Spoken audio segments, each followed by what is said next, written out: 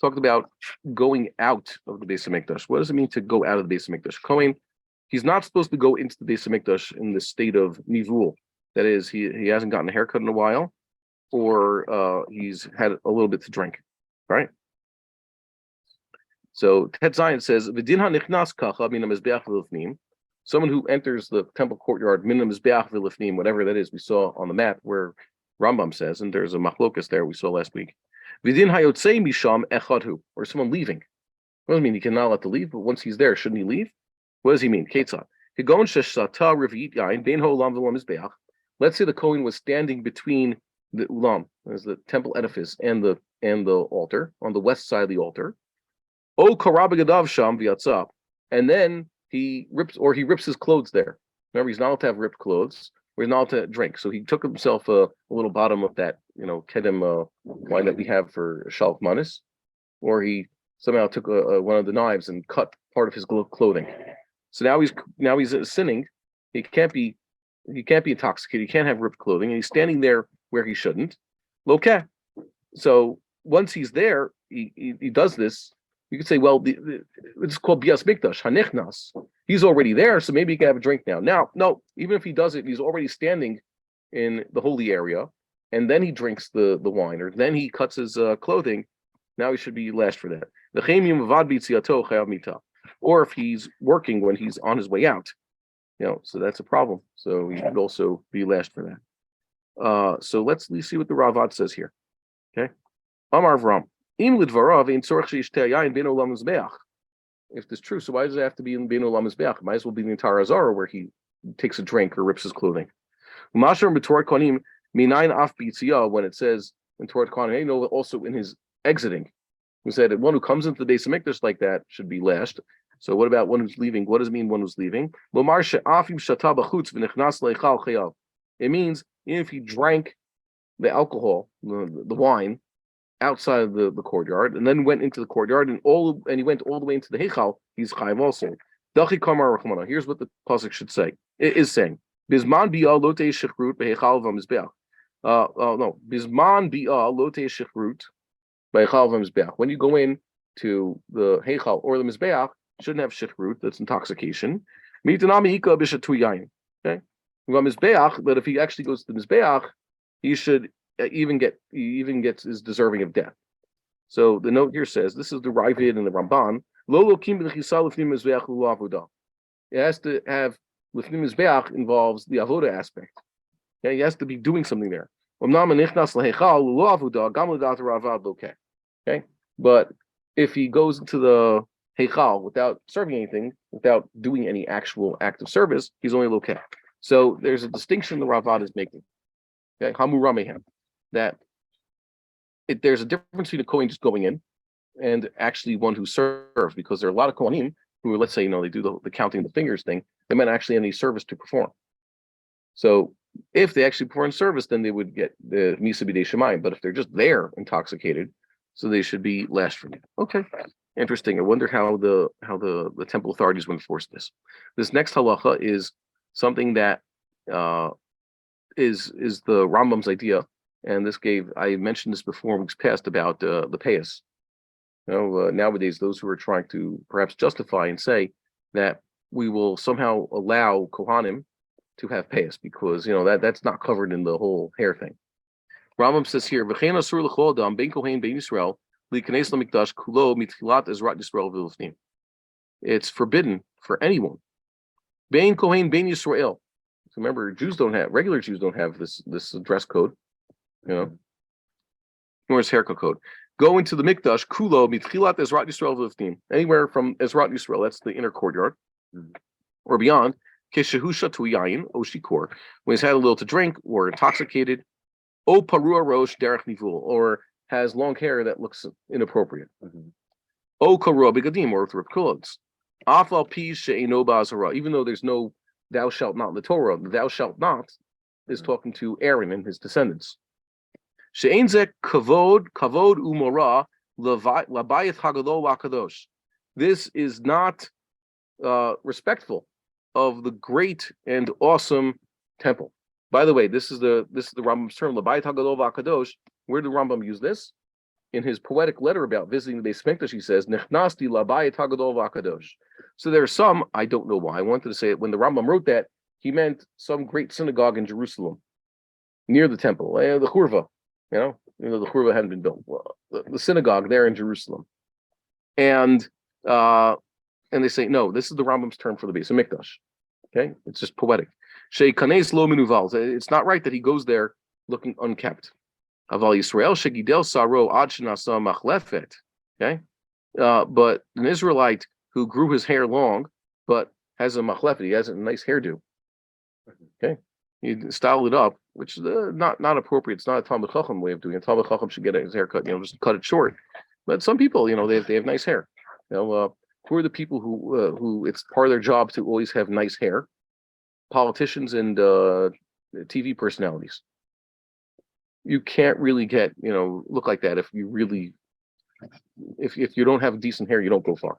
It's just one of those things. Movie stars, American presidents it's always the taller guy who's more handsome and has to have hair on his head. Okay, so he looks pretty kept. It looks right. So he can go into the courtyard.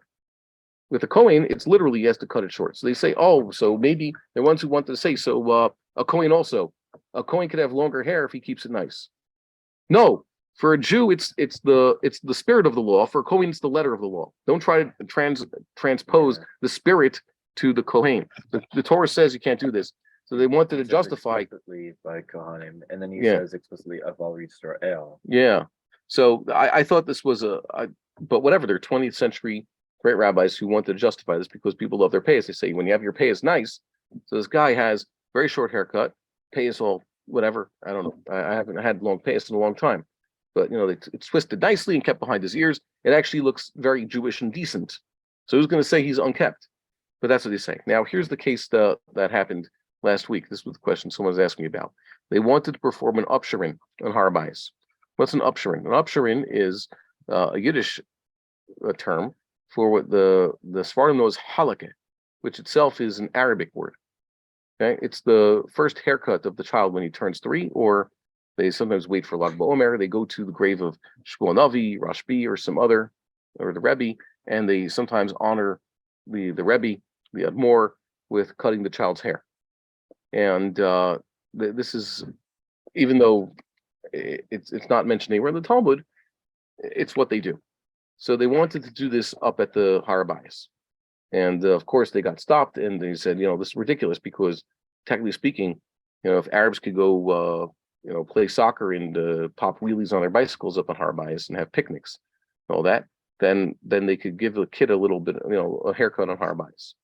But is it appropriate to do so? So I'll preface this with saying, I remember there's a guy I know, his wedding invitation, some almost 20 years ago, said that they're going to be holding the wedding in the courtyard of Beis Hashem, the temple courtyards. And if the Beis HaMikdash is not built by then, so we'll have it at some other hall in Jerusalem. Now, let's say they had gone through with this. Is it appropriate to have chuppah and kiddushin, I guess a wedding meal also, on Har Bayis? Well, it's beyond the chayil, it's in the area. No, everybody went to mikvah. So is that appropriate? Is that permissible? And I'd say, well, one, the Chazal would be confused where they used to hold weddings. They would they would build a house extension for the chassan, his new wife, and they had the shushbin. It was basically the base of the chassan, somewhere on the outside. That's where they did the chuppah. It does not make sense for the wedding party to specifically go somewhere that's not his house or her house or where they were going to be living. Usually chuppah, and by the way, chuppah, Ikar Adin, is not the yichud room. It's not the formal canopy we have during the wedding service. Chuppah, according to the purists, and the way they have in the Rambam, and there are Sephardic rabbis who decry the Ashkenazic yichud room in wedding halls, chuppah means the couple go home. It's not yichud room. They have the Sheva Brachas and all that, and they walk them home, and they go into their house. They lock the door, and that's it. They're home. That is chuppah. That's halachically chuppah. So why would you do it in the Beis HaMikdash? It seems that this is a misuse of the Bayis HaGadol VaKadosh. You're not supposed to have a wedding there. It's not your house. They barely had parties at the Beis HaMikdash. The only time was on Sukkot night, the nights of Chol Moed. Then they have Simchas Beis HaShoeva, but that wasn't for ordinary people. That was the Simcha of the Talmidei Chachamim. I don't think that's appropriate to have a wedding there. Now let's get back to the upsherin thing. First, let's see, what is an upsherin? I'm going to read from what Rav Tzuriel wrote a few months ago. So Rav Tzuriel says, the minhag of the chalke eno muskar b'chazal. This minhag of the upsherin, it's not in Chazal, it's not in the Rambam, it's not in the Shulchan Aruch. Yet many have it because it says in their they say the tradition of Chaim Vital says, it says in Shar Kavanos, Harav Yonason Shagish. It's whatever, I don't know what that stands for. Heidli Shebashana Rishana Kodem Shalachti Ani Etzlo Lamod Imo Rizal. That first year before I went to learn from our master, of blessed memory, Sholichet Bidoa Katan Sham.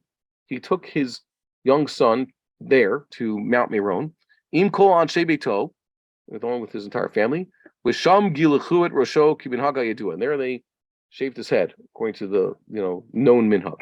V'asa Sham Yomish Tevis Simcha. He made a party there. So this is the Ari's minhag. And we have Gedoli Yerushalayim, 50 years after the Ari, Rabbi Shmuel Garmizan. He's the mechaber of the responsa Mishpatei Tzedek. He writes, I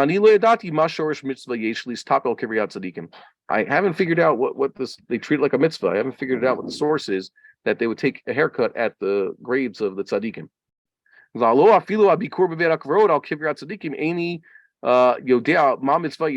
This whole thing, even visiting graves for another reason, visiting tzaddikim's graves, I'm not quite sure that's a mitzvah. He's saying it nicely because the Rambam says explicitly, based on Chazal, you don't go just visit cemeteries. It's a place of tumah. You go there if you have to bury someone, or you have to, disinter the bones and, do that whole thing, likud atzamos. But going to a cemetery isn't something we do. It says this is a very Hasidish minhag. Hasidim do this. They say it has something to do with, the 3 years and orla of the tree. But that's, like I said, Chazal never said such a thing. This wasn't the minhag Klal Yisrael. This is the minhag specifically Hasidim. But that's the problem among Ashkenazic Jews and others. Anything the Hasidim do suddenly becomes minhag Yisrael. It must be a proper thing. There's something else that they do. They go to the cemetery to invite a recently deceased relative who, I guess, passed before his time to a family wedding. I heard about this. There was a young man who died, and his sister was to be getting married. So the family went to his grave to invite him, so to speak. That's a very, like Rabbi Kirshman would say, a very heebie-jeebie thing, a very Hasidish thing to do. It's not a Litvish thing. It's not a Yekish thing to do. That's not a Maimonidean thing to do. That's not a Vilna Gaon thing to do. It's not a Chazal thing to do. But Hasidim do this, and now everybody does it as though like it's a mitzvah. So Rav Tzuriel continues, none of these reasons are actually original. Like they're not true to the sources. That is Chazal. They were created or conceived in later generations. After they had already been doing this Chalakah thing, they came up with justifications after the fact. It must be this. They don't really know what the real reason for the minhag is. All the kilos in Chutz La'aretz, Bein Ashkenaz, Bein Sfarad, Lo Yadu minhag ze ad boam le'Eretz Yisrael shekan kach nagu. Before they came to Eretz Yisrael, they didn't even hear about this thing. So, by the way, I'd like to say also, there's no prohibition of cutting your son's hair before he's 3 years old. If the kid is difficult with his hair, so you could cut his hair. Mutar l'galeach. Yeah, also, you don't have to say that it's during stress. So now we have understanding what upsherin is. So my question to you is, do you want to do this at the base of HaMikdash? One, you're not actually doing anything. The upsherin is not part of Judaism. Okay, it's a thing that Jews do, but it is not a mitzvah. It's not a minhag. And is it right to take a kid and say, you know what, you're going to the base of HaMikdash for your first haircut? Adarabba, you're supposed to teach a kid how to keep the mitzvahs, right? So you're taking your child to the base of HaMikdash. You should actually teach him, here's how we go to mikvah before we enter the base of HaMikdash. Here is how we prepare our clothing. Here is how Abba makes sure he has a nice haircut before he goes, right? So too, if you have a son, how does chinuch work? Chinuch for mitzvahs. Your son's not obligated, but he's going to have to be in your place. That is, whatever you do now, your son will have to do once he turns bar mitzvah. So whatever you do as a mitzvah, you should be training your son to do. You daven, so you teach your son how to daven. You wear tzitzis, so you should teach your son how to wear tzitzis. Of course, you wear tefillin. You can't give a 7-year-old tefillin. You can't expect him to know how to wear it, but you have to show him, here's how you wear tefillin, and this is, you prepare him. the year before how to wear tefillin. You show him. You have to buy him. And Chazal said you have to buy your son a lulav and esrog if he knows how to do it. You keep going. You have to teach him Hebrew. You have to teach him Torah. So you should teach your son. You don't get your haircut in the Beis HaMikdash. You should be getting your haircut before you go to the Beis HaMikdash. So I think it's a highly inappropriate thing. I understand that why people want to, push for more Jewish rights. I hate using that term with regards to going to the Beis HaMikdash. Like we should be allowed. The Jewish people should be allowed to use the Beis HaMikdash as a place for the Jews. But I think it is wholly inappropriate to try to say, oh yeah, we want to have an upshur in there. Even a bris milah, I think, would be an appropriate thing to do at the Beis HaMikdash. Chazal didn't do such a thing. There must have been a reason. Yeah, well, it's a mitzvah. That's an actual mitzvah. Even that they did not do. Okay, so I'm against it. And then someone said, yeah, but the Nazir cuts his hair in the Beis HaMikdash. That's part of mitzvah. It says that he's megalech petach ol moed. The answer is yes. A Nazir has a specific mitzvah that when he concludes his term of Nazirut, he is to do so. But if not for that pasuk, we wouldn't have allowed him. And not only that, Chazal limited that. This is a thing we're going to see in if we ever get to. We're not learning Sefer HaFlah. That's not one of the makbilis we have here. We're supposed to be doing avodah, karbanos, and then Torah. And God willing, we'll get to HaFlah. In Hilchos Nazirus, what does it say there? It says that, this is Chazal. It says that he's supposed to cut his hair petach ol moed. That's where he shaves off his hair. Generally speaking, that expression petach ol moed means what? It literally means at the entrance of the tent of meeting, gateway to the temple. However, it's always a reference to the Azara. Okay, and that's why it says HaMizbeach asher petach ol moed. The Mizbeach that is or is at the entrance to the tent of meeting, but there's some space between the altar and the tent of meeting. It means in the temple courtyard. Okay, that's what it always means throughout Tanakh, without exception. And even in this week's parsha, Abraham put this in the in the Haggadah, point this out according to Onkelos and the Zohar, when it says Abraham was petach ohel, it means Abraham's ohel was basically the sanctuary at the time. That was his tent. That was the sanctuary. And when Abraham is inviting these guests, it's basically he's offering sacrifice. The angels are consuming the sacrifice, so to speak. They're the fire that is raising up the sacrifice to God. That's what it means. So he was in his own temple courtyard, so to speak. And Chazal said that it's not proper for the Nazir to literally cut his hair in the temple courtyard. So what did the Chazal show us? In the outer courtyard, one of those lishachot, one of those corner rooms, that's where the Nazir cuts his hair, and that's where he throws the hair underneath the pot in which he's cooking his sacrifice. Because not right that he actually cut his hair in the actual temple courtyard. So he goes to the outer courtyard, which is Machane Levia, not Machane Shechina. And there's a specific room where he's supposed to cut his hair, not in front of everybody. So Kal v'chomer, if the Nazir has a specific mitzvah to show up in the temple courtyard with long hair and then cut it there, and Chazal limited that and said, no, he shouldn't be doing that. Send him as far out to the edges of the temple and be in this private room and do it because of the inappropriateness. Kal v'chomer, you should not be bringing other people to the temple dafka, even if they're staying outside the temple courtyards. They're now beyond the chel. They're just in the outskirts of Har-Bayis. It's still Beis HaMikdash. It's inappropriate to come there to get a haircut. And it's certainly not proper Jewish education to teach a child that. You should teach a child, no, we cut our hair and we bathe and we clean our clothes before we enter the temple. So that's what I say. I wish they didn't ask me, and I would have showed them this because it's very inappropriate to do such a thing, to treat the temple. Remember, we want the temple to be rebuilt. So we have to learn how to behave in the temple. Like we said before, people shouldn't just be walking around in t-shirts on the temple, obviously. There's higher standards of dress. It's not like Chazal said you have to wear your Shabbos clothes when you go to the temple. You have to have clean clothes. I think Rosh Chodesh or Chol Hamoed standards, basically. Okay. That's what someone's supposed to do. You should dress formally, and one, of course, like I said, no ripped clothes, clean clothes. Copy what the Kohanim say. That's what I'm basically saying. The Kohanim have a high standard, so too you should have a standard. So I went to write. Last week we saw about the Levim wearing an ephod. The Levim wearing a proper thing. So they wondered what was the Levi dress code. I would imagine that the Levi dress code changed from time to time. I remember I've only davened once at the Great Synagogue when there's a choir there. There's a great synagogue next to on King George Street. I was there on Shabbos Hanukkah 2000 and 8. It was Cantor Hirschtick's last time. Someone told me that's the Cantor's leaving. So that was the day Cast Lead started. You know what Cast Lead was? Warrior time. Cast Lead was one of those Gaza operations. You know, it was an Israeli war, basically, a small war, so they call it an operation, Mivtza. Mivtza Uferet Yitzukah. Terribly named operation. It started on Hanukkah, it was Shabbos Hanukkah, the 6th day of Hanukkah. It was in the end of December, and it was a very cold day. And davening went forever. I remember walking home basically at 2:00 in the afternoon.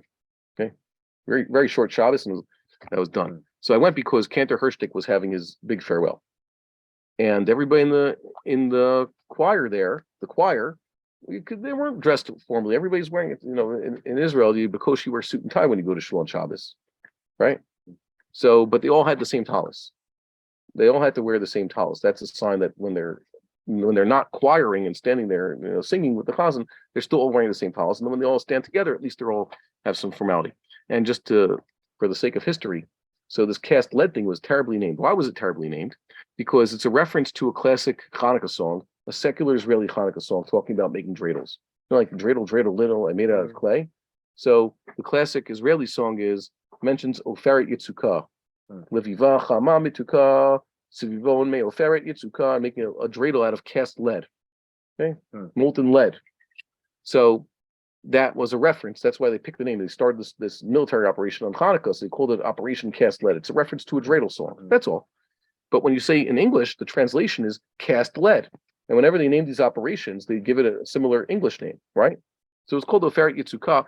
In Hebrew, it just is a reference to dreidel. But then in English, you say cast lead. When you say cast lead, you think about someone throwing lead, okay? Like, what does lead represent? Lead poisoning. It's like you think someone's throwing lead into the water. You know, like here's a piece of lead thrown into the well, poison the well. Or even worse, lead is what used to make bullets. You know, it's like throwing bullets at the enemy.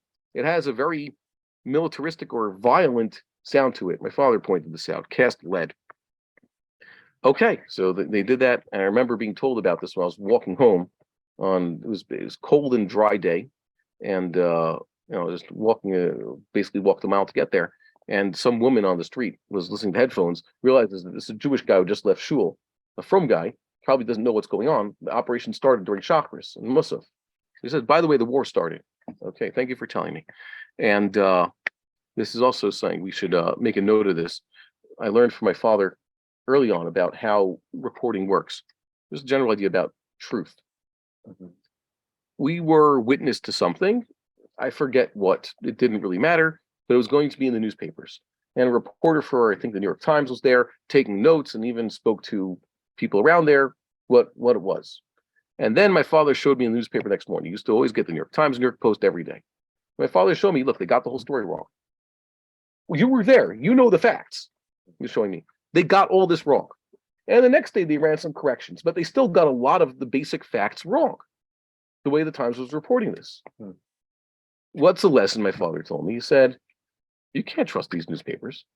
Even when they're Mesiach Lefi Tumo, they're just saying what they're reporting. There's no agenda here.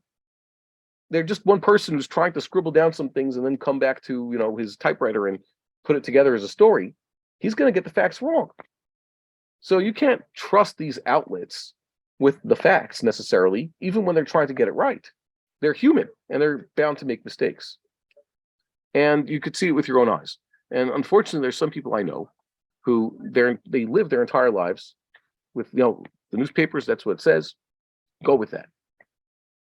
Nowadays, the only reason why you believe some of the utter insanities, the utter untruths that are out there in the Western world is only because you are consuming this Western media, which now is, at best, they're getting things wrong, and at worst, they're trying to deceive you. So you have to break out of that. You have to get away from it. So one of the things I do, for example, is I don't read really American news or get my news from America. If I want to know what's going on in America, I look at the British news sources because they have a lot less bias about what's going on in America. I found that with the Boston bombing, for example. Find out about what's going on there. You learn it a lot better from someone who's not involved. And Israeli news, you get it from your friends. When those kids a few years ago were kidnapped, there was an Israeli news blackout because, you know, the government can do that. Just say, you know, boycott it, don't let people know that something's going on. It was in WhatsApp groups that these things were going on. You get actual news from your neighbors and actual video that people take. That you could trust. Trust your neighbors. And even then, my wife tells me, "Oh, do you know X, Y, and Z happened?" I always tell her, "Who said?" If it's just a rumor, I want to see the original source. I want to know who's putting these things out. But other than that, you can't trust anything you see. Okay, you just shouldn't even trust anything I say. If only if I point you out when the Rambam says this, you should believe me. But you shouldn't believe. You can't. You can't. No one has ne'amonis anymore. Even whether it's innocent ne'amonis or it's a bemazed, doesn't really matter. You can't trust them. Okay, they're getting things wrong. Okay, so let's go into the second paragraph now. Note this. What does it say? Ein kohen gadol nichnas lekodesh hakodeshim el miyom ha'kippurim liyom ha'kippurim. This is the Rambam basically working backwards. Go to Hilchos Beis Bechira when the Rambam said Eser Kedushosein, the 10 levels of holiness. The exact chapter is chapter 7. There in chapter 7, right? Halacha Yadal, the Rambam says how Yerushalayim is more holy than the other places. He started a few halachas beforehand. Kol Eretz Yisrael mikudesha b'kol ha'aratzot. Okay, all of Eretz Yisrael is holier than all the lands, and he says then there's the Eser Kedushot, there's the walled cities, then there's Jerusalem. Har Bayis is more holy. The Chel is holier than that. Ezran Hashim is even holier, and he worked his way up. And he said why? Because there's limitations. Har Bayis can't have Zavim Zavot, Nidot, and Yoldot can't go in there. For example, that's in the 15th halacha. And now the Rambam's working backwards here. Why? Because now he's talking about the mitzvah. Earlier in Hilchos Beis Bechira, he was just saying where are the limitations. He's stating facts. But when he opened up this section of Hilchot, Biat HaMikdash, he mentioned there's a few commandments because he has to describe the commandments. The commandment is Shalei Kanes Tamei LeMikdash, fine, and then it says what? Shalei Kanes Tamei LaHar Bayit. A Tamei can't go into Har Bayis, and that's called Shiluach Tmeim. Okay, there's a mitzvah of Shiluach Tmeim. You have to actually positively send them out. We'll see this forthwith. So he's going to work backwards. He's going to say the Kohen Gadol can't go into the Kodesh Kodashim. That was the 10th level of holiness. The last one mentioned in Hilchos Beis Bechira, so he's working backwards. Ein Kohen Gadol nichnas Kodesh HaKodashim elam yom ha'kippurim liyom ha'kippurim. V'chein v'chohen Hedyot nichnas b'chol yom ha'kodesh la'avodah. And a regular Kohen goes into the Kodesh every day for the service. We knew these halachot already. There's nothing particularly new about this. But now here comes the chiddush. V'hu zaru kol hakohanim v'hu shelo yikansu l'kodesh o l'kodesh hakodeshim shelo bishat avodah. And they were warned not to go into the kodesh or the kodesh kodeshim. They don't have a service to do, not the time of service. Shenemar v'yavo b'chol yid al kodesh. Okay, they shouldn't go all the time into the kodesh. Well, this isn't talking about Tmeim but yet. Shiluach Tmeim is a few halachas down. It says the al yavo b'chol yid al kodesh. They shouldn't go all the time into the kodesh. Zeh kodesh hakodeshim mi beit la parochet. What's the parochet? Parochet is the curtain. Okay. Lasir al kol habayit. Beit la parochet is the house in which there's the curtain. You would have thought this means in context. Vayavo b'chol al kodesh mi beit la parochet means within the curtain is also referring to the kodesh kodeshim because that's the other side of the curtain. But the drasha is lasir al kol habayit. The entire temple. Okay, because it's a little redundant. Next. Kohen shenichnas l'kodesh hakodeshim b'shar yemot hashana. Kohen goes into the kodesh kodeshim on other days of the year. Ben kohen gadol, whether even if he's the high priest, shouldn't go into the holy of holies. O kohen gadol shenichnas lo b'yom ha'kippurim shelo b'shat avodah, or he goes into the holy of holies on Yom Kippur when it's not the time for the service, for whatever reason.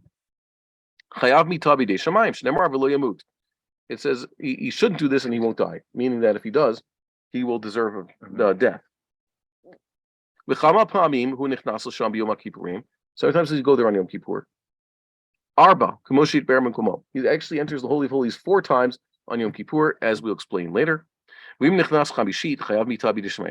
goes in there a 5th time, so he is liable to death at the hands of heaven. Someone goes into the Kodesh, the main room of the temple, not in the Holy of Holies. Not for the service. What's the service? Lighting the candles, switching the lechem upon him, offering the incense. Those are services. Hishtachavaya, we're going to see, is just saying where they do at the end of the service, where they bow down. So we have a note here. Hishtachavaya hi tzorech. This was a neighbor was asking. He said that there's a great rabbi, perhaps it was Rabbi Chaim Kanievsky, said you can't go to Har Bayis nowadays. Let's say you and I, because we don't have any tzorech. And the answer that that Rabbi Weber would say, going to daven when you're supposed to daven is a tzorech, and bowing down in the temple at the end of the service, everybody bows down at the service. That's also a tzorech, because that's what it says here. We're going to see Rambam's going to go over this again. Hishtachvaya is a tzorech. Bein hedyot, bein gadol, whether it's a kohen gadol or a kohen hedyot, if he went into the main chamber of the temple, but not for service or the prostration, so he is to be lashed. Ve'enu chayav mita, but he's not to be punished with death. Shnemar al pnei kaporet v'lo yamut, going to seeing the face of the kaporet, and he shall not die. That's the lid of the Ark of the Covenant. Al kodesh hakodeshim b'mitav al shar habayit b'lav v'lo keh. Okay, going to the Holy of Holies is a death penalty, and going to the rest of the building is just a prohibition, and he should be lashed. Hold on, I think a question came in. Let's see if it was relevant to this. No, it is not relevant. Okay, fine. Let's see if there's any notes here. What's the punishment? What's the punishment for going between the two curtains? So that'd be a suffix, right? Because a certain, yeah. So I wouldn't risk it if we don't know, but it's all bidei shemayim. So they could say, well, he's not loke mi suffix. Do we have such a thing? A person who definitely did something wrong, deserving of lashes, but perhaps has also deserved misa bidei shemayim. So Chazal say one of the good things is if a person does an iser kares and they catch him, so they still give him lashes, right? And what do they say to do that does? The fact that he got lashed saved him from the kares. So hopefully in such a case, they would lash him, and hopefully that would maybe save him from the Misa B'dei Shamayim. I don't know. Good question. Here they have a note here. We're going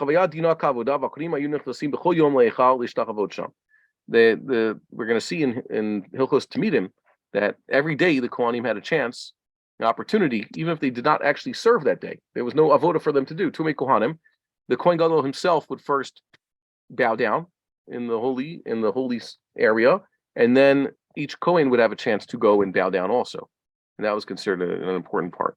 So that's what we try to do also when we go to the Temple Mount. There should be a certain point at the end of one's prayers where one basically should prostrate himself and say Sam Tachanunim, or perhaps Hodaya Toch Kedei Hishtachvaya, thanksgiving at the time of prostration.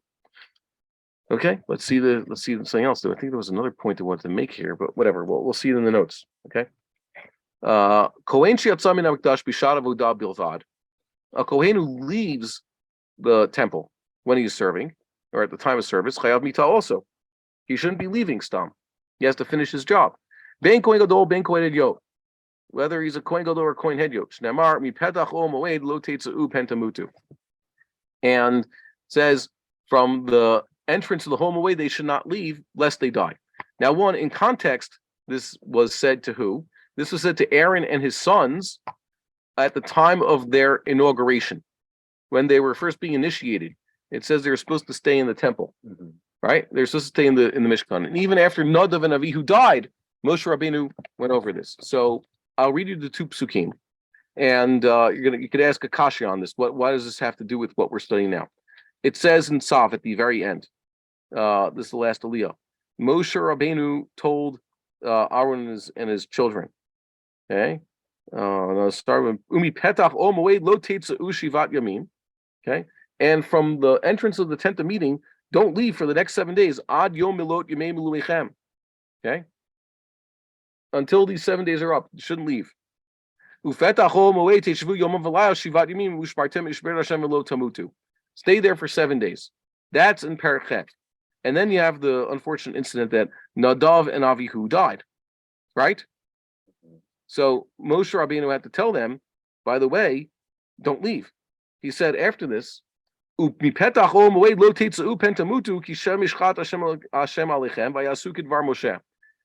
is the day 8, but you still can't leave. Okay, you have to stay here until you're done. Don't leave, because they would have thought, well, we're all onanim, or we're all avelim now. We have to leave. We can't do anything. And Moshe Rabbeinu is saying, no, the other people are taking care of your dead brethren. You guys have to continue here. So you're going to say, so what does this have to do with Ladorot? That was a specific commandment given to Aaron and his sons twice. One at the beginning of this inauguration and one at the end. So they say Ladoros, it also has a message. By the way, that was something we were analyzing, I think last year. You guys weren't around for this. Does it mean that they were actually sleeping in the temple courtyard? The Mishkan courtyard. Because it says Teishvu Yomam V'Laylam. By the way, this is an example. They weren't at the entrance of the tent of meeting. It means in the courtyard of the Mishkan. This is just another example where it says this phrase, we petach moed. Petach moed always means in the courtyard of the Mishkan or of the temple, the sanctuary, etc. So they were told to stay there. Kolomar lo tanichu avodah v'teitzu mivohalim mipnei gezerazo. L'doros, it means that if the Kohanim are in the middle of some sort of service, of course they'll have to leave the temple eventually. They can go home at night. But it means if it's service time, they can't just run out. Said about Kohen Gadol, he should not leave the temple. We saw earlier, it's his glory that he's always in the temple. Even though he gets a lunch break, he goes home at night. If he's actually doing a service, then he shouldn't just walk out. Okay? So the Kohen who has the job, I guess he's the one who's processing the Talmid, so he shouldn't just walk out. He shouldn't leave. Now the Rambam continues. In Cain, mipnei ma, what's the next word you have? Nishnate or nishtanot? Nishnate is a nifal. Nishtanot is a nitpa'el. So I wonder, because we have the Kisvei of the Rambam. Did he write this with the Taf? Or he write this with the Yud? Nishtanate or nishnate? It means repeated. Okay, from the word from the Shora Shin Nun Yud. Okay, it was said over again. Why was this said again to the Kohen Gadol? He shouldn't leave. A regular Kohen shouldn't leave during service, and the Kohen Gadol shouldn't leave. What do we learn from about the Kohen Gadol?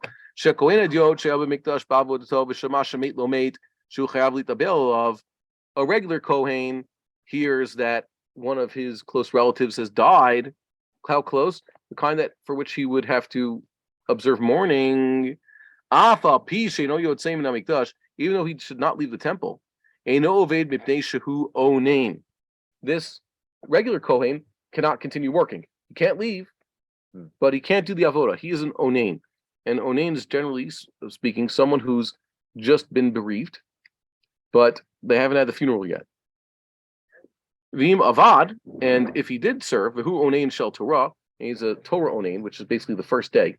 Right when he hears it, that first day, chilel avodato, he has disqualified his service. Bein b'korban yachid, bein b'korban tzibur, whether he's processing a public sacrifice or a private sacrifice.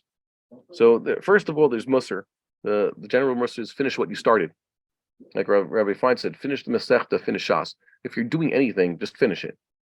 I tell the kids all the time, you don't get any points for doing, you get a points for finishing, completing the job. Okay, that's what God wants you to do. He wants you to finish this. Yeah. So there's some other opinions here. Let's see what the Ravid said about Kohen Hedyot, for example. Amar Avram, Timagadullah Huzeh. This whole thing about a Kohen Hedyot. I'm very surprised. Shalo Ne'amaro Topasuk Elo Tosha Bishvil Shedim Shechu Banav. He's asking the Kasha. This pasuk which says Ufetach Upetach Moed Lo Tetzau Pentamutu.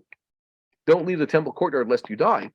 That was said to Aaron, Elazar, and Yisamar when Nadav and Avihu died. Okay? Because they had just been anointed. Umasha Amruba Torah Kohanim Minay Lekonim Shebachol Doros. It says in Torah Kohanim, in the Sifra, right? This what says the Doros Lekonim Gedolim Shebachol Doros Ka'amar. It's talking about Kohanim Gedolim. Shneimar, Sharei Shem Mishkat Kodesh Humar Be'otam. Why? Because they're the ones who were anointed. But this pasuk should only apply to a Kohen who's anointed, not to a regular Kohen. So he's taking issue with this Kohen Sheyatzah Mikdash B'Shat L'Dav Yilvad Chayav Mitah Ben Kohen Gadol Ben Kohen Hedyot. The Ravid disagrees. It shouldn't be a Kohen Hedyot. And the next halacha over there, Vav, which we just read, Alpha Pisheno Yotzei. Okay, he's saying that this Onain Kohen doesn't leave, but he also can't work. Amar Avram V'Chemashu Chayav L'Tabel Lav Lama Eino Yotzei. Wait a minute, if he's chayav now to be mourning, why shouldn't he leave? Vaday Yotzei Mitami Bal Korcho. No, the halacha is he goes out even during the service. And remember, a Kohen whose close relative dies has to even become Tameh. Technically speaking, let's say this Kohen who died had a lot of relatives. He has 7 brothers.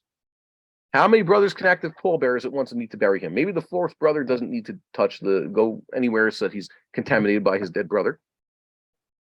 Maybe you should limit how many Kohanim get contaminated. And the answer is no. A Kohen, once he is obligated to mourn.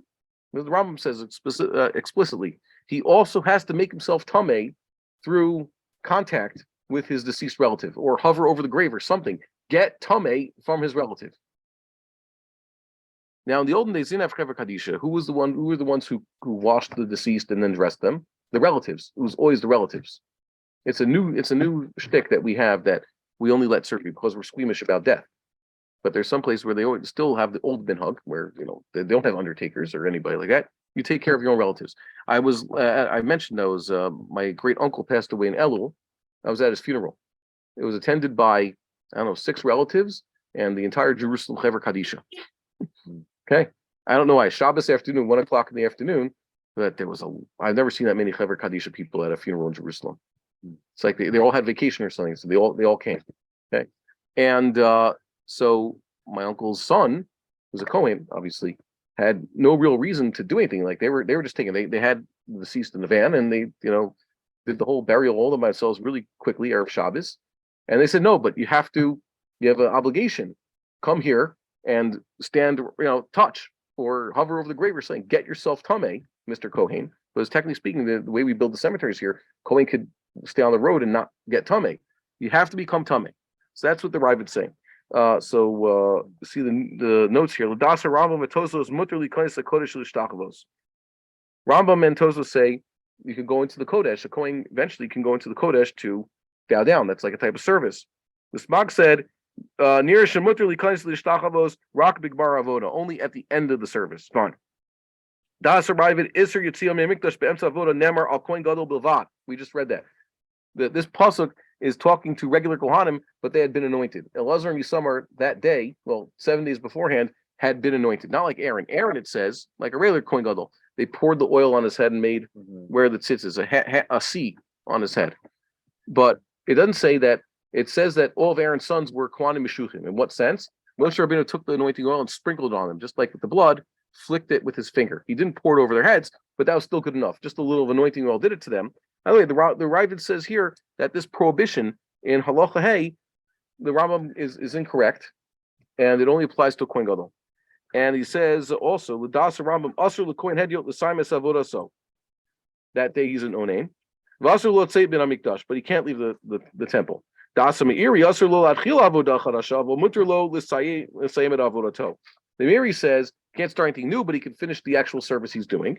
L'das Ravid mekivan shechayav la'afsik lavod. Ravid says because he has to stop working, like the Rambam says, muter lo tzeit bin HaMikdash biyad. So he could leave.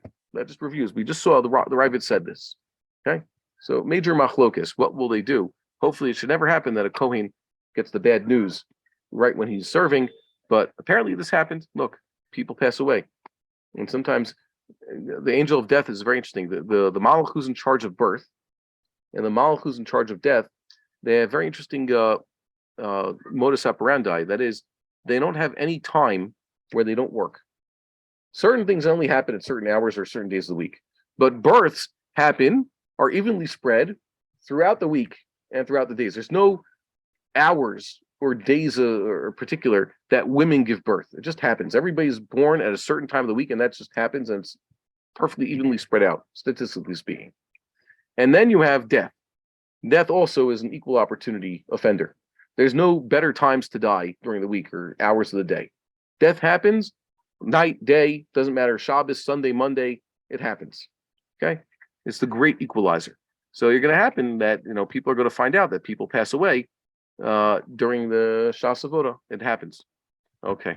It should not happen to us. Yeah. We're in Halacha Vav. The big exception is a Kohen Gadol does serve when he's an onain. Remember, Kohen Gadol, death doesn't apply to him. But Kohen Gadol ovekishu onain. As it says, he should leave the temple. Okay, if someone dies, he doesn't go along with this. The Kohen Gadol should continue. This is in Parshas Emor. He continues doing whatever he was doing, and it's like go on. And then there's in the Mishneh they have an argument there. How does the Kohen Gadol attend the funeral? So they say no. The one opinion says they have a funeral procession, and once they turn a corner, they're down the street. Then the Kohen Gadol comes out. So he's not really part of the procession. That's a day in the Mishneh. And the Rambam's going to say, I think already we saw this. No, he just doesn't leave. He doesn't. He stays in the base of HaMikdash. I mean, pesula. Okay, how do we know that the service of this onain is invalidated? We call v'chomer. You make a call v'chomer. Im ba'al mum she'ochel b'kodashim. A ba'al mum, a kohen who has a mum, can still eat the sacrificial meat. Im avad chilel, but if he does the service, he's desecrated the service, invalidated it.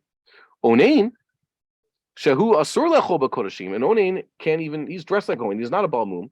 He can't eat the sacrificial meat, as it says, "Lo achalti v'oni mimenu." I did not eat of this holy food in my oni. That means it's a type of suffering, right? It's also for the shorish onain. When I was an onain, I didn't eat this. A person who is, this is a kind of weird confession because it's a confession of having not done anything. It's the confession after a person is done with dealing with all his meisters at the end of every 3-year cycle. In the 4th year, which ends up being year 4 or year Shemitah, Pesach time. So he makes this declaration: I've taken care of all the meiser and all the truma, and I didn't eat any of this holy food when I was in onain. Din hu sheichalel, because if he ate if he ate the holy food in his state of aninut, then he would have disqualified it. Now, here's something that I was going to say for the next page, but we should just get these terms under control here. This concept of being an onain, aninut, always is in the context of eating holy foods, meiser, kudshim. It's always talking about someone who's recently been bereaved. It's the day of the close relative's death, and he's not supposed to be eating the holy food. The concept of aninut, without being called aninut, is mentioned explicitly in Maseches Brachos already. Misha meso muto lefanov. Someone whose dead relative is just lying there in front of him. That means it's before the burial. It just died. Now they're just getting things organized. So that's what we call an onain. But for some reason in Maseches Brachos, and when the post can bring this in Hilchot Kriyas Shema, it's talking about a person who has meso muto lefanov, so he doesn't do any mitzvahs. It says he doesn't bench, he doesn't say Kriyas Shema, he doesn't daven, right? And all the mitzvahs in the Torah, any positive commandment, an onain doesn't do. But he's not called an onain in that case. The word onain for this person, meso muto lefanov, is only used specifically in these two contexts: eating the meiser and the holy foods, and eating the kudshim. Very strange. We're going to see soon what we learned from that particular language. So let's continue. Even though the Kohen Gadol works, he serves when he is in onain,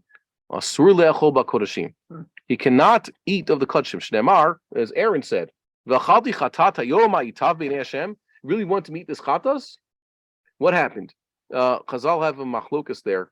There were supposed to be 3 chatos brought that day, that 8th day Shmini. There's a chatas stam that it said that Aaron's supposed to bring his chatas as part of his initiation.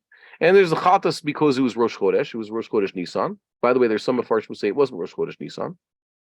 Okay, very difficult, but there are some Rishonim who said that, the way they understand the chronology. And then they say if it was Rosh Chodesh Nisan, it's the first day of the inauguration, of the official inauguration of the tabernacle, after the 7 days that were last 7 days of Adar. This means that there was another chatos brought. Nachshon ben Aminadov had a sacrifice. He also brought a seir chatos. So there's 3 he-goats as a sin offering offered that day. So the machlokas in the Gemara there, very good pilpul. What are they talking about? Pashtus is in Sefer Vayikra. They're only talking about Aaron's personal chatos. But either way, Moshe Rabbeinu said, it says ve'et seir chatat dorosh darash Moshe v'nesorav. Moses went looking for the seir chatat. Remember, chatas meat the Kohanim were supposed to eat in the temple courtyard, and he was looking for it. Moses sought it out in this whole mess with Nadav and Avihu dying, having to take care of them. Moses looking now for the chatas, and he realized, oh, they burnt the meat. That means that they considered disqualified, or for whatever reason, either it was impure, or the people who were supposed to eat it can't eat it, so you have to dispose of the meat. Chatas meat that's not going to be eaten is to be burned. V'nei so rough, it's been burned. And it says Vaiktsof al Elazar v'Itamar b'nei Aaron Tarim. He was upset at Elazar and Itamar for not eating it. He said, Madua lo achaltem.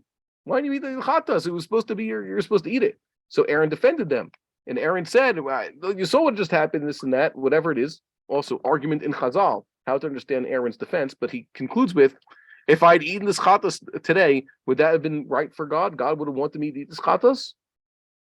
It's a rhetorical question, meaning I think halachically, because we're all on onanim, we should not have eaten this chatas, and that's why it was burned. And it says Moses heard and accepted their argument.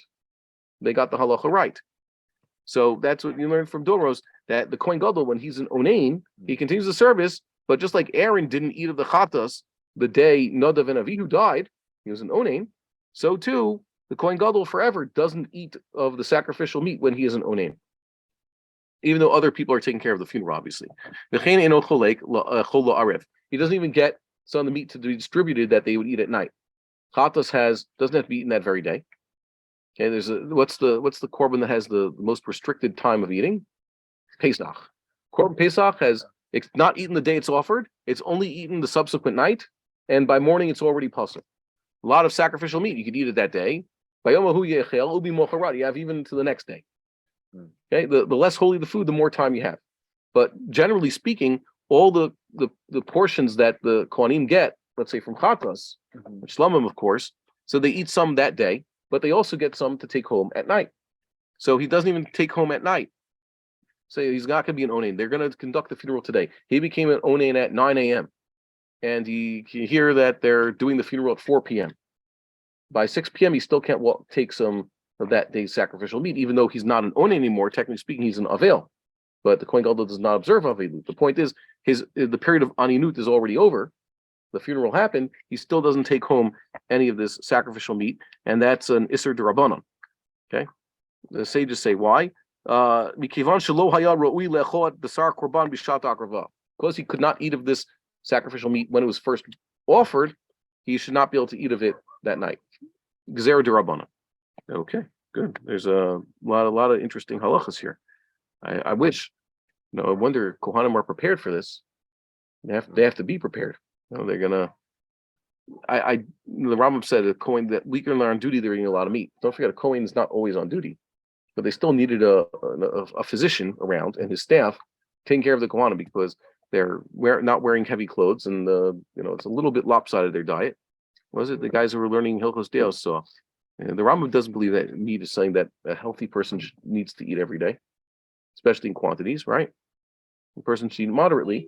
Says Talmud Chacham, a healthy person could eat meat Erev Shabbos to Erev Shabbos. You eat meat on Shabbos, you should be doing fine, but you don't have to have it all the time. If you're rich, okay, that's different. But you get used to it, But it's not the best thing.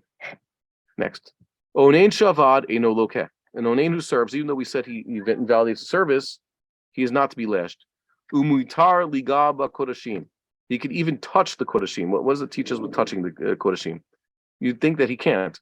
Alpha Pisha Lo Taval, even though he did not go to the mikvah. Technically speaking, an onain, when he's done with his aninut, is supposed to go to the mikvah.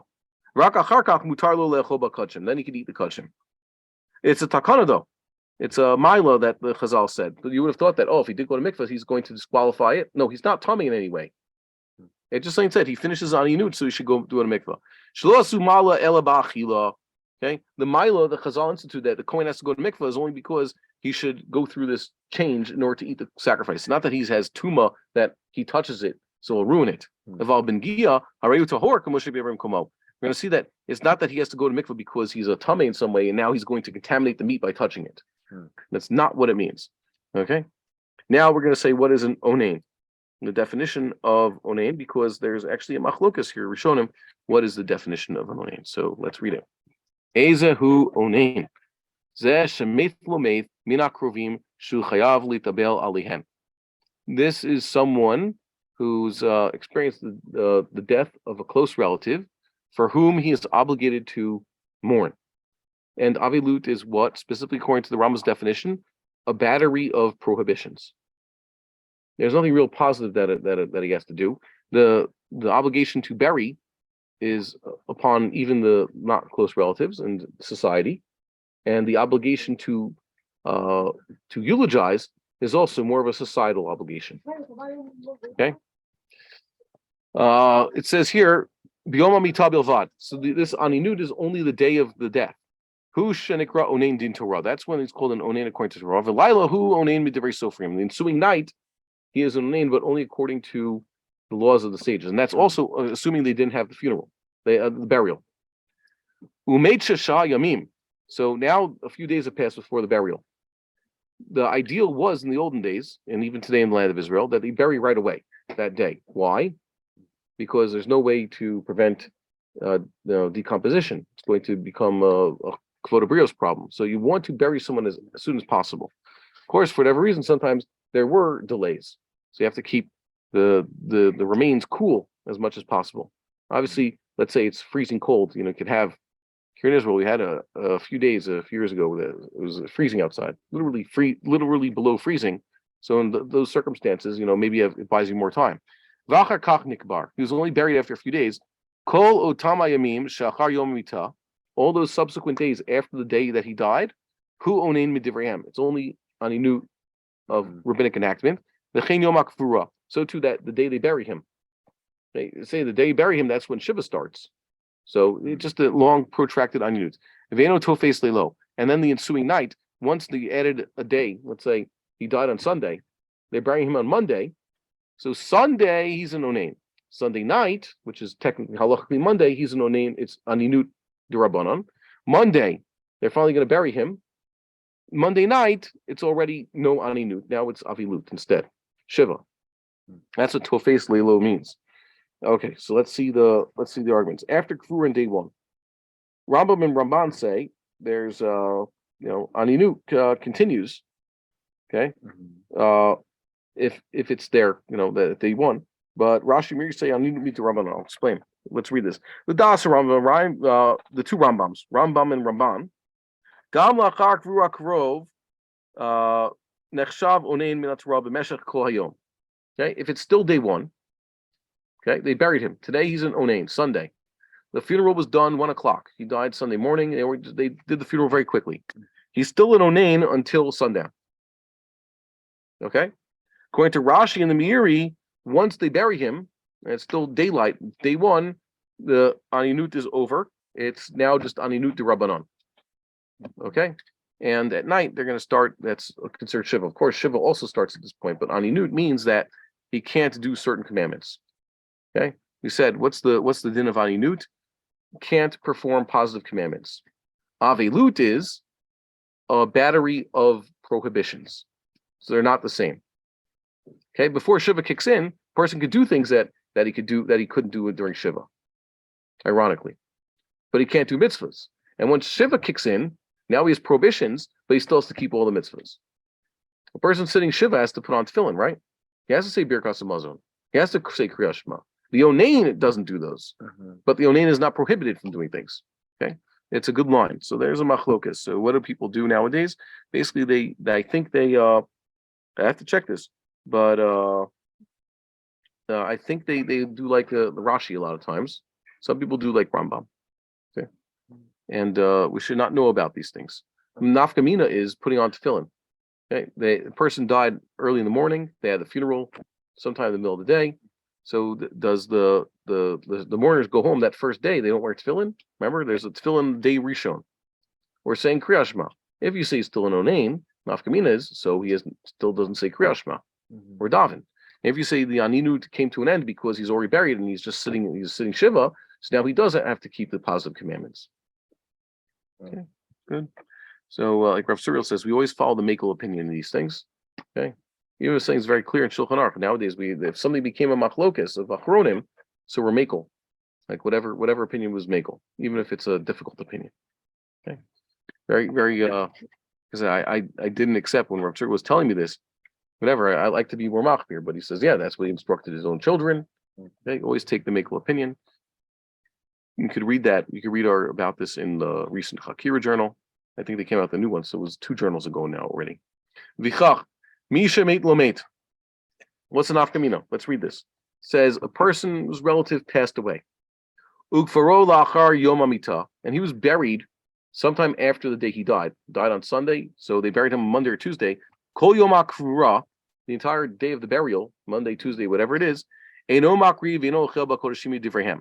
So the sages said that if he's a kohen, he does not serve in the temple. He does not eat of the sacrificial meat. V'tovel v'ochel la'arev. But he does go to the mikvah, and then he can eat that night. Eino tofes leilo. The night doesn't follow the day.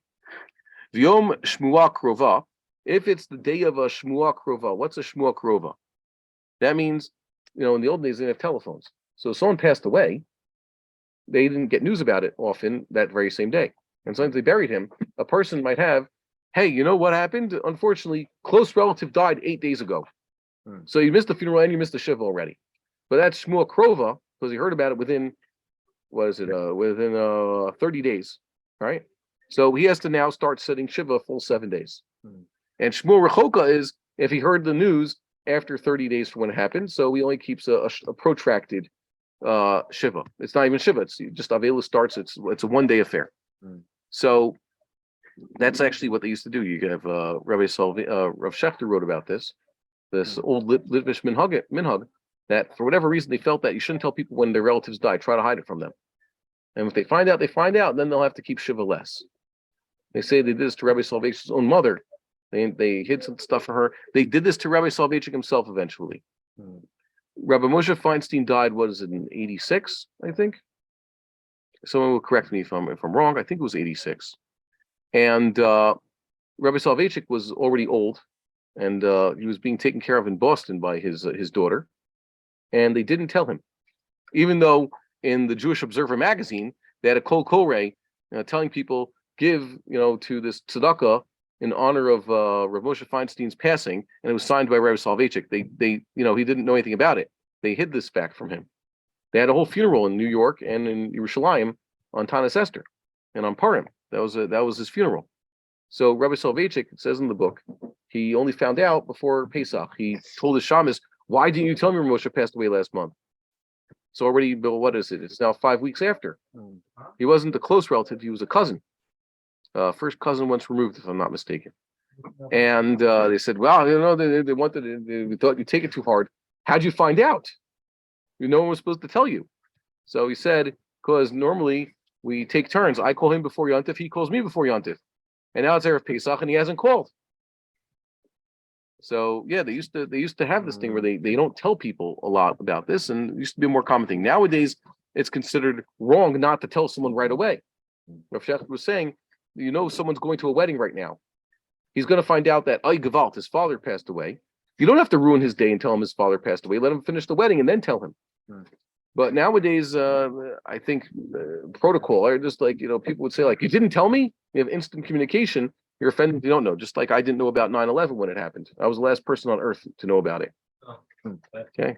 Yeah, I think I told you guys that story. I was the last person on earth to know about it. Okay. Next, I was in New York and I discovered basically right before noon. Yeah, I was the last one. The big asmada. I was busy at Shiurim in chemistry, at chemistry class and music class, and then ridiculous. The fichach. So that's what the Rambam says. That's the Shmuel Rechoka and Shmuel Krova. So Yom Shmuel Krova, Yom Likud Atzamos, when he does hear that his relative passed away within 30 days, or Likud Atzamos, I mentioned that before. That's the day they would go back to the cemetery and clear out the grave for the next person. They gather up the bones a few years, a decade after, put all the bones in the ossuary. Harehu Kiyom Akvura. That's like the day of burial. Shino Tofes Lelo. So the next night he's already not an onaim. Even there's no rabbinic enactment that it should continue that's in that night. The fichach tovel v'ochel b'kodeshim la'erev. So we had a Shmuel Krova. He heard a relative died, so he's an onin that day, and then that night already he's going to be eating kachim. I'm going to go to mikveh and eat the kachim. Okay, but Yom Amisa, that's actually died that very day. Just like he has a Torah prohibition to eat the kachim. That night, he should not be eating the korban also. They said he wasn't fit to eat that day when it was brought, so he should not eat the meat that night. Pesach bilvad. There's one exception, the Pesach bilvad. Why? Pesach is only eaten at night. The Pesach is bought during the day. We have a lot of examples of people who were not fully qualified because they were on onanim, etc. And they're only going, or they have a certain form of tumah. They haven't been to mikvah. So if they haven't been to mikvah, you can't slaughter the korban. If they are a tevul yom already, but they already dunked in it, their tumah is going to fully leave once it's nightfall, so they can be participating in the Korban Pesach. All these people, there's a lot of people in Korban Pesach who are technically, yes, they're not in a state of being kachim right now, but they still are qualified to be part of the Pesach. There is a rule that certain people, if they're part of the Pesach group, they'll disqualify everybody else. They'll ruin the whole Pesach because they themselves are not fit to eat meat. He's a Mechusar Kapurim. He's going to take another 3 days to become fit to eat the Korban Pesach. Okay, so he's not going to be in that category. We're going to read this further in this here. It says here the Avel. This is the halacha. I have a note here. We're going to discuss this question. Okay. The first, we said Misha Meso, right? So what does this teach us? That is there an afkamina where it says we've seen onain is a relative. Relative passed away, so he's an onain. When we say Misha Meso Muta Lefanov, why do they use that term? Why do they just say an onain? Why does the Mishnah and Brachos say Misha Meso? Okay, so it means that you could even have non-relatives who are taking care of the deceased for whatever reason. If you don't have any of the close relatives, for example, who are there to take care of the deceased, so other people are doing it. So they're like the onain to the extent that they don't have to do positive commandments. They're not an onain with regards to no consuming the meiser or no consuming the kachim if they're kohanim. Onain is specifically a person who's related. The lashon of the language in brachos, say misha mesa mutal fanav, of course onanim, but also comes to include if it's non-relatives who are taking care of them, they're the ones who are dealing with the Torah and the burial, etc. They are also exempt from positive commandments while they're dealing with this. Oh, if they could take turns, they have 20 guys to do it. So the Mishnah says these guys walk out, they say Shema, they eat and say their birkas hamazon, but the ones who are actually involved in the mitzvah are exempt from keeping the positive commandments. That's what the Misha Meso language teaches us. Ha'avil eino mishaleach korbanosov. An avil is not supposed to send korban to the base of HaMikdash. They can have a shliach. You can bring a korban, you can send it via shliach. An avil is not supposed to do. Kol shiva. Okay? All 7 days, afilu yaino eitzim levana. Even if it's not a real animal korban. It's just a bottle of wine for a libation, wood to burn on the mizbeach, or golbanum. No, levona is frankincense. When they use levona, they use it they add it to menachos, and there's also bowls of the stuff that they use sometimes with the lechem apanim, right? Was that something else? Was that a different thing? Chelbana? No, I think it's a levona. Yeah, they bring the levona with the lechem apanim. Okay, it's brought with they bring levona for a few things. It's one thing. They also bring it lifnei atzmo, apparently. Okay, just like you bring oil. There is a way to just say a sacrifice of oil because oil is a component of menachos. You can just bring oil. It's mentioned there in Torah. It's there. Mitzora, person with tzaras, so he has to clear away the tzaras. He has to also bring a set of korbanos. As long as he's not allowed in the Machane, which is the next chapter we alluded to, right? Mitzora is not allowed within the city. There's the Machane, the main Machane. Eno roi lakrava, so he should also not be sending sacrifices. Aval ha-menudeh yesh bo safek. If he's a menudeh, it means a person in cherem. Okay, if he's a menudeh, so okay. Im mishalech o eno mishalech. I'm not sure if he could send the korban or not. Lefichach im hikrivu olav nirtzah. If they did bring his korban for him, so it's accepted. Nirtzah means that God accepted it. Tamei sheretz v'chayotze bo v'ha'arel. The guy was Tamei Sheretz, not a Tavul Yom. He's whatever. He picked up a dead mouse. Erev Pesach morning, or he's an Arel. He has not been circumcised. They can bring their sacrifice. They can send it. We do it for them. Chutz mi Pesach, but you can't do their Pesach. They can't be like, well, by the time we come to eat it, we'll be Tahorim, or I will have been circumcised. Shein shochatino to al Tamei Sheretz. Or an Arel. Remember, an Arel is not allowed to eat Korban Pesach, so he can't be part of the group of people who are represented by this Korban Pesach. Tamei Sheretz, you say, "Why? I'll be able to eat it tonight. I'm going to mikveh today." No, go to mikveh. We can include you if you're a Tavul Yom already, even though your Torah will only kick in at night. Tamei Sheretz, if you're still mamish Tamei Sheretz, which is very easy tumah to get rid of, by the way. And also, we don't sacrifice the Korban Pesach on behalf of Arelim. Tamei Meis, we don't do anything until he's actually purified. What about a person on the 7th day? That was like the Chiddush. Their seventh day. Remember the people asked the question to Moshe Rabbeinu. It's our seventh day. Okay? Even those people were in the middle of their seventh day on Erev Pesach. That's what Chazal say. It wasn't just they were stomped to be mace. It's the seventh day. So they have to also purify. What if everybody's to be mace though? Like we tried to do last year. Last year, there was no question that we would be able to do the Pesach B'Tara. We were hoping last minute, the last 2 days, maybe they would get an ability to have Korban Pesach, and then it would be a Korban Pesach B'Tuma. If everybody's a Tmei Mace, remember that's halacha, everybody's a Tmei Mace, so we just set aside the laws of Tumas Mace, and we go through the sacrificial service, you eat Korban Pesach. So obviously, this one that says a Tmei Mace cannot be part of the group of Korban Pesach, that's talking about when they're doing Pesach B'Tara. If it's a Pesach B'Tuma, we're going to see there's an exception. Yes, that concludes that part. We're going to go into the next part, which is amazing things. So this is Shiluach Tmeim. First of all, what's the difference between a Mitzorah and a Tzarua? We have the pasuk's going to say there's a Tzarua. Tzarua is a simple adjectival form.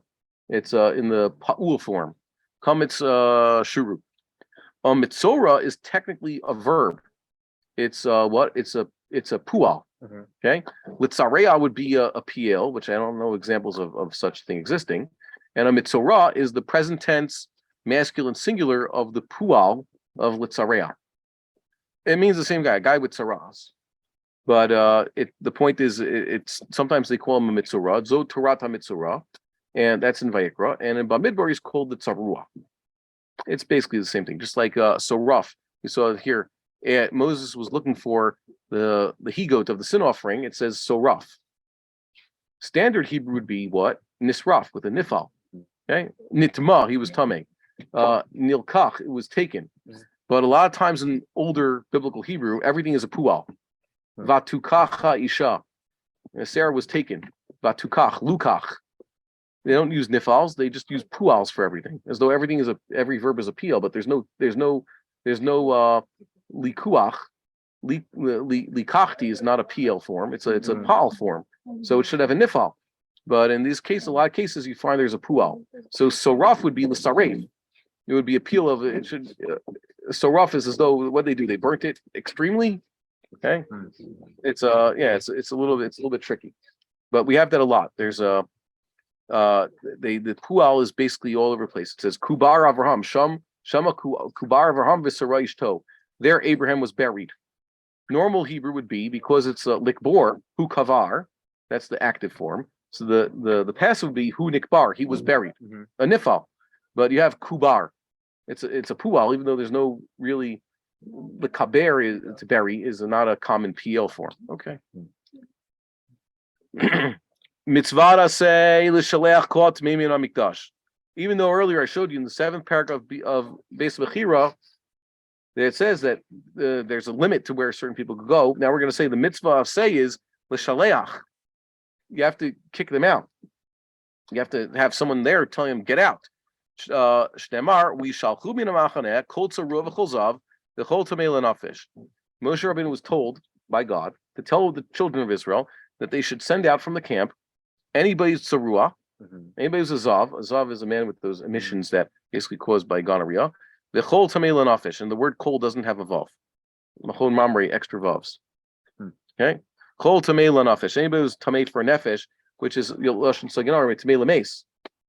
In Vayikra, it's tamei meis. Here it's tamei l'nafesh. Tamei to a soul means going to a person who just passed away. Zeh machane ha'murkan hu machane shchina. When it says kicking them out of the machane, it means machane shchina. The time in the temple courtyard. Okay, the inner courtyard. Shumi petach has rat Yisrael v'ifnim, from the Nicanor gate. Petach has rat Yisrael and beyond. So wait a minute. They all have to. Of course, none of them could go into the temple courtyard. They're all tamei in different ways. Shomea ani shabitzurav azav utmeimet shloshtam b'makom echad. So they all three are to be removed from this one place, the temple courtyard. But wait, shouldn't there be other standards? Talmud lomar, but then they have more distinctions. The mitzorah badad yeshiv michutz lamachane moshavo. It says the mitzorah has to be sitting alone outside the camp. What does it teach us? Zeh machane Yisrael, which means he should be beyond machane Yisrael. Like we saw, machane Yisrael in temple times meant the city of Jerusalem. Before we lose this, hold on one second. Look us up. Otherwise, we're going to be disconnected. Okay. That's Machane Yisrael. Can you hook this up for us? This one. So the Mitzorah is, yes, of course, he's kicked out of the temple courtyard. He's even kicked out of the city. Sorry. Okay, we're going to continue. He has to be outside the entire city. And even he can't be even in a walled city, by the way. Any city is to be kicked out of. It's referring to Jerusalem. Just like Mitzorah has a most extreme form of Tuma, really? More extreme than Tmei Meis, than Azav? What's extreme? We're going to see the definition of extreme means in this case. So his expulsion is even more severe. It's expelled even farther. The more extreme or the more severe the impurity, the more he is to be sent out. The extremism or the severity of his tuma is not how long he's tummy for, 7 days, and what the process is, which would use the havamina, but more like the transmissibility. Okay, how much he can make others tummy, and a mitzorah has the capacity to transmit tuma to innocents and other people who are clean more than its memes does. Okay, even though it's memes, you're going to say, well, his impurity, the mitzorah's impurity, is eventually going to be removed by what? Mikvah, and sprinkling of some whatever. But the memes has to get paraduma specifically, right? Mechatas. So I would have said that's more chamur. No, the chomer in this case is the transmissibility, how he can make other people more tameh. Let's read. It gives examples. Therefore,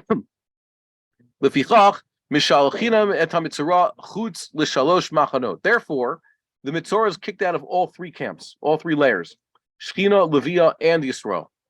Shehu chutz liYerushalayim, mipnei shehu mitameh b'via, ma she'ein hazav mitameh. He could transmit tuma to others just by entering a building. Ma she'ein hazav mitameh. Azav walks into this room, let's say. We're sitting here right now. A Mitzorah walks in here.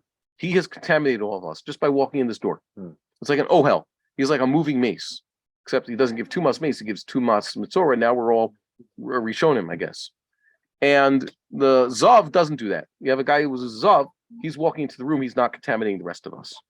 Okay? Basically, everything that's in the room, not just people. He'd also contaminate our food and our, kalim. Okay?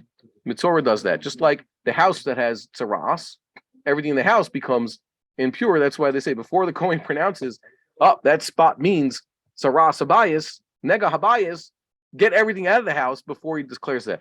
I've been in a case, unfortunately, where they were basically, CPR was failing. The lady was a goner. So they said, Kohanim, leave. Okay, before we have to, stop the CPR and, the doctor's going to pronounce him dead. Let's get the Kohanim out of there, because technically speaking, they're not matami because they're trying to save a life. Well, now he's alive. Okay, though it's kind of difficult. A lot of times, what's nafkamina if someone just had cardiac arrest, chas v'shalom, he's not breathing, he has no pulse. Could a Kohen run over and give him CPR? Because technically speaking, he's a mace. Most of the time, CPR doesn't work. Yeah, good question. So they say the standard practice in Hatzalah is a lot of Kohanim. The guy who trained us was a Kohen. A lot of Kohanim want to do Hatzalah for some reason, even though it brings up these questions. Okay. All the best Hatzalah guys in New York I saw were the most committed were Kohanim. Okay. Next. It says, Ma she'ein hazav b'tamei. Mushalchin zavin v'zavot nidot v'yodot chutz l'shtei machanot. Once again, this thing, the har bayis mekudesh bimenu. Like we saw a few halachas ago. Har bayis, you're not allowed to have them. They get kicked out of 2 machnes. Machane Shechina and Machane Levia. Machane Levia, the Levitic camp, the equivalent today is har bayis. Shehu chutz l'har bayis. These 4 categories. Zavin zavot, nidot and yoladot. They get kicked out. Yeah. So they can't go into har bayis. They're more chamur than a Tamei because they contaminate Mishkav and Moshav. What's Mishkav and Moshav? Mishkav is something meant, a vessel meant, sorry, not a vessel, that's the wrong translation. It means an implement, a man-made, not attached to the ground implement, like a bed or a couch, meant for lying down. And a Moshav is a man-made not attached to the ground, implement meant for sitting. Okay, a chair, yes, chair is the perfect. Or a bench could also be a moshav, and a mishkav is a mattress, a bed, a couch.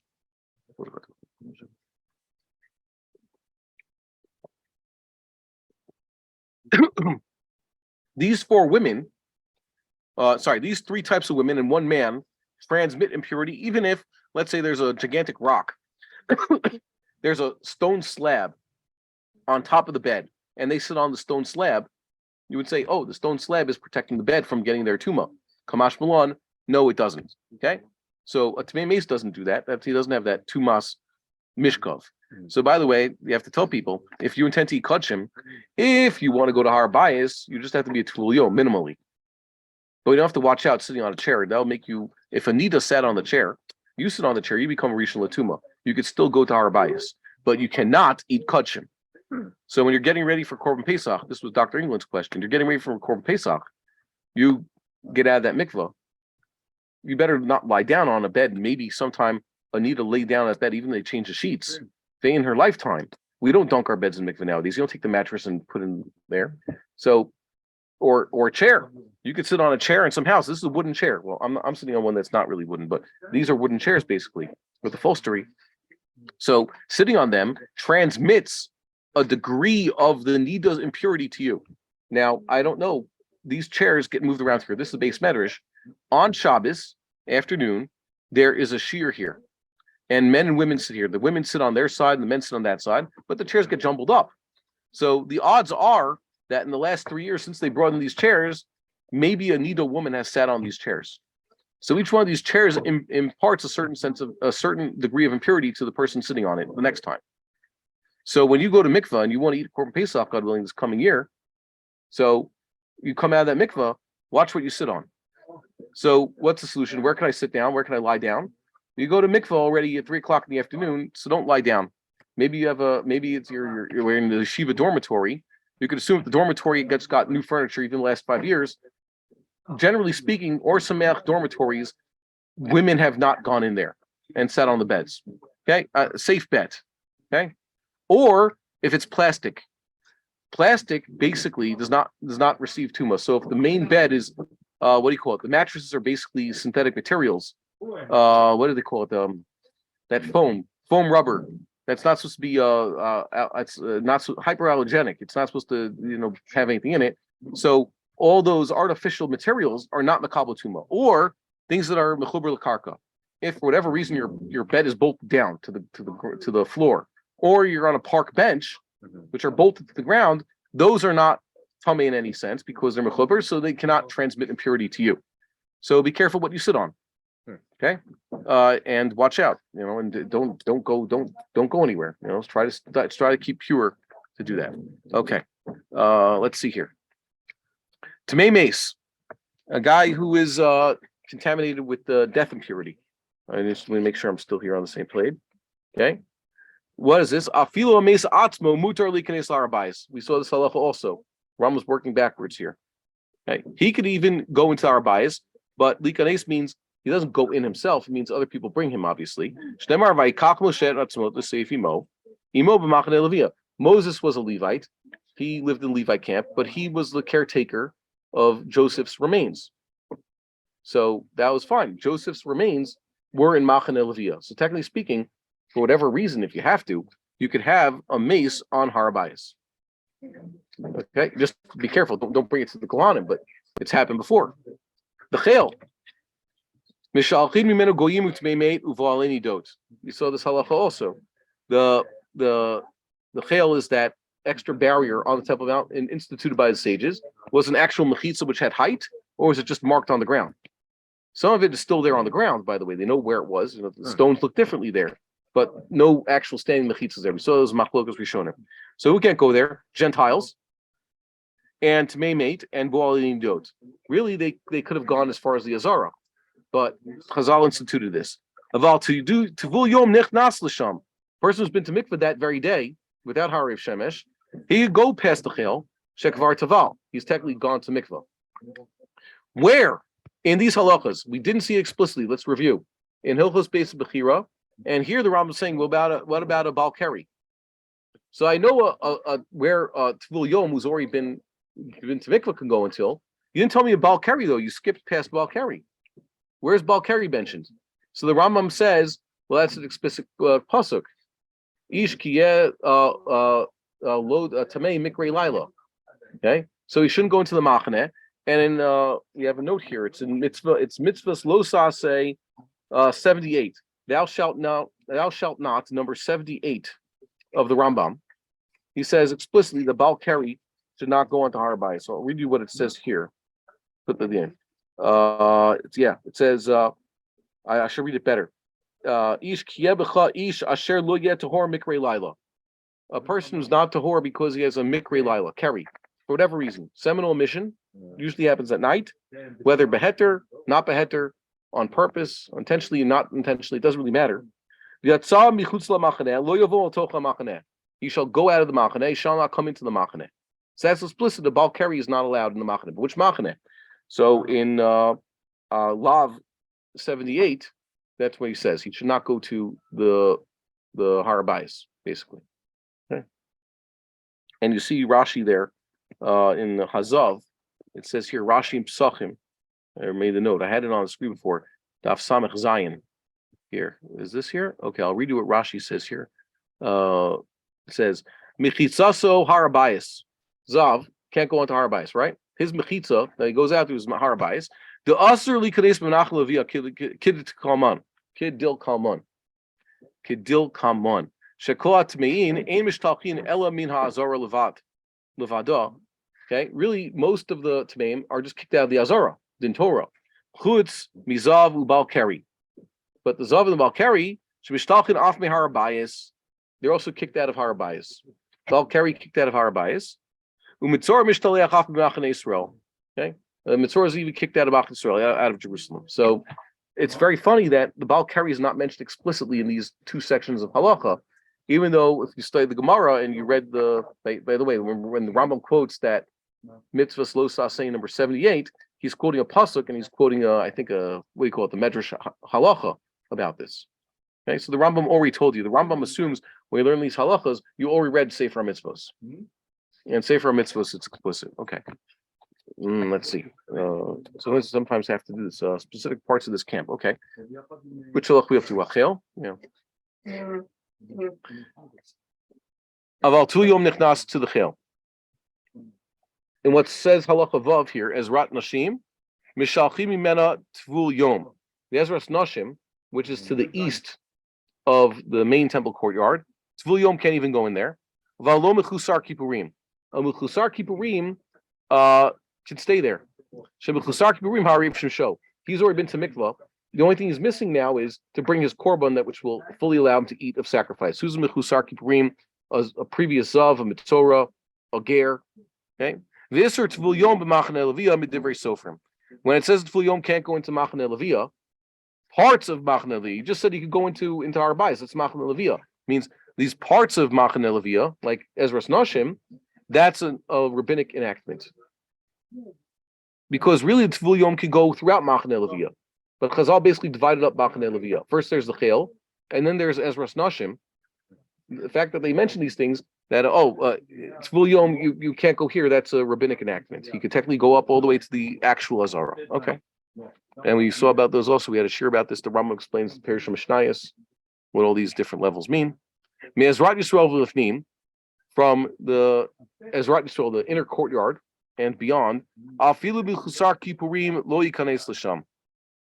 He has to bring a sacrifice, but he can't go into actually in there. He sends it in with someone else.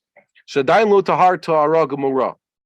He has not experienced the complete purification. Now I'm going to ask you, how's in your book, what's the vowelization of tahara? Tahara or tahara? Is it kametz, chatav, kametz, or patach, chatav, patach, kamatz? Second one. Yeah, okay. The second one. So this is something I have always found funny. In the Torah, tahara, with kametz is kamatz, chatav, kamatz, is what we have in Parshas Tazria, Isha ki Tazria, and there's Tahara, which is basically the female form. It's a noun meaning purity. It's the feminine form of the word Tohar. Okay, so Tohar if there's a female form, it's tohar is the same mishkal as ohel or chodesh. Okay, tohar. So mohal would be a word like that. So this happens to have a female form. A lot of nouns have a female form for whatever reason. Okay, even though there's no female form of a chodesh, there's no chodsha. Okay, so it's a feminine form of this thing. But tov and tova exist. There's tov is goodness, and tova is the feminine form of goodness. There's a shir and a shira. There's a song. There's a feminine form of a song, shira. Is it shir chadash or shira chadasha? What's the difference between shir and shira? Guys. Okay. So in this case, Torah is just the feminine form of this word, and that's where it occurs in Tazriah. And then there's Torah with a dagesh, a mapike, which is her tohar. Ha-tohar shalah. And that's basically valid the exact same way, except once again, you just hear mapike. But it's also kamatz, chataf, kamatz, kamatz. And then there's the taharamim kordemeh. Tahara. Kamatz, chataf, patach, kamatz, which is a verb, meaning she purifies. And at the pausal form, it's tahera, vitahera.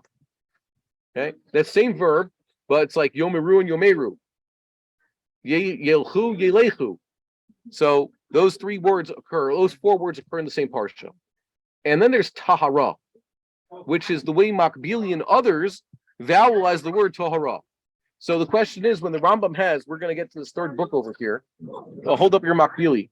This one, they said there's the three books. So they have Avoda, Korbanos, and Tahara. So I would say Torah, Kamatz, Chataf, Kamatz, Kamatz. But you look the way Rav Makbili has it, and I think others, like a Yemenite type of thing, they call it Tahara with patachs. What's the difference? One is, I think it's more slang. I don't know. Or it must be a more, it must be an Aramaic form, because in Aramaic forms, the vowels are always reduced. What's cholam in Hebrew becomes kametz in Aramaic, and what's kametz in Hebrew becomes patach in Aramaic. Olam is lam in Aramaic. That basically reflects the what became the Sephardic / Israeli pronunciation. It's not that they pronounce kametz and cholam differently. It's that their cholam is a kametz, and their kametz is a patach. Okay, that's what Chazal were representing, or the Nasrites were trying to represent. Okay, you remember this? So we were discussing about this a few months ago. Oh, here it is. Got to find it where Makbili has it. Can't find it. See, he put in the dots. Ha ha ra, and the Korean's Torah. The Korean reflects what you find in the Masoretic editions. It's not. Yeah. This represents, I guess, a way that the Yemenites had traditionally to pronounce it. Just like Luhaniach Tfilim. We have Luhaniach with the kametz and no dot in the nun. And their traditional, the Rambam is Lehaniach with a patach and a dot in the nun. That's the way they vowelize it. Okay, so I prefer Torah. Like most things, well, I appreciate Machon Mamre a lot, but I do not agree with any of their editorial decisions with the vowelization. Okay, it's their own shita, and yeah. Okay, so good. That was a good digression. Miklal shadain lo gamara taratha. Okay, she didn't finish her purification. What do you have, taratha or taratha? Patachs or kametzes? Yeah, okay, because that's what it says in the Torah. Okay. HaTamei mishulach me'arabayit. The Tamei was kicked out of Harabayis. The Zav. Im nichnas over below tasei v'lokeh. So a Zav walked into Harabayis. He is violated a commandment, and he is to be lashed. Shnemar v'yatzal michutz lamachaneh. He should leave the machaneh. Zeh machaneh shkina. That's the courtyard of the temple, the machaneh shkina. V'lo yavo tocha machaneh zeh machaneh leviyah. When it says don't come back in, it means the machaneh leviyah. But he could stay in Machaneh Yisrael, which is Jerusalem. Next, v'chein mitzor shenichnas Yerushalayim loket. When Mitzor goes into Jerusalem, he should be lashed. He was supposed to be kicked out of the city. Let's say he goes back into some other walled city, goes back into Hebron. He's kicked out of Hebron also. Afal pishin rashai to go back into Hebron. Lefishin emar badad yeshev. It says he should be sitting alone. That's his punishment. Eino loket. We said before. Why is the Mitzor punished with quarantine? We said before, I said a Tal Musar because the Mitzvah destroys society. Society protects you from the big three Averos. If you live in Kochav Yaakov, you are probably not going to have any opportunities to do Gilui Rayos Shvichus Damim and Avodah Zarah. No, society protects us from those things. It's societal institutions enforce this. But speaking Lashon Hara is a symptom of living in society. The person who speaks Lashon Hara, his punishment has to be that he is removed from society so that he does not speak more Lashon Hara. He basically breaks down the fabric of society that protects us from the more severe Averos. So he's violated two things. He came into Jerusalem, and from there he went up to Harabayas. He's done two naughties. So he gets two sets of lashes. Shmonim is two times 40.